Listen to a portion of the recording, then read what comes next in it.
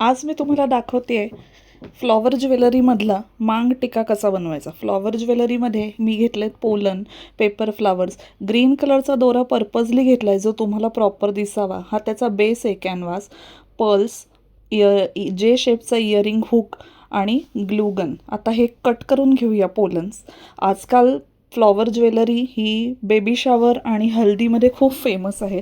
तर ग्लूगन गरम करून घेतल्यानंतर आपण अशा बेसवरती त्याचा हे ठेवायचं आहे की जेणेकरून ते तापलं नाही पाहिजे आणि खाली चिकटलं नाही पाहिजे कुठल्याही गोष्टी. म्हणून मी इथे रायटिंग पॅड बेस म्हणून घेतलं आहे. आता ह्या कॅनव्हासला आपण चिकटवूया. असं एक पोलन चिकटवलं आहे. ह्याच्याप्रमाणे उरलेले सगळे पोलन्स चिकटवून घेऊ. हे चिकटवून घेतल्यानंतर त्याच्यावरती आपण पेपर फ्लावर्स चिकटवूया. पेपर फ्लावर्स चिकटवल्यानंतर मग त्याचं एक प्रॉपर हे तयार होईल. मग त्याला सुकायला ठेवूया.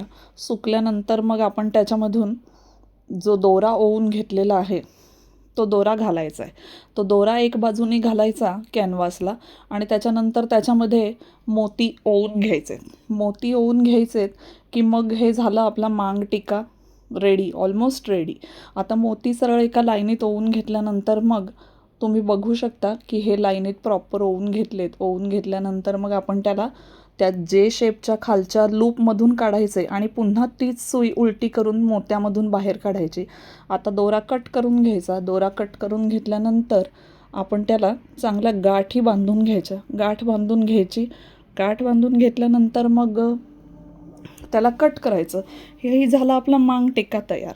तर अशाच नवीन नवीन व्हिडिओसाठी मला फॉलो करा, लाईक करा, शेअर करा. थँक्यू.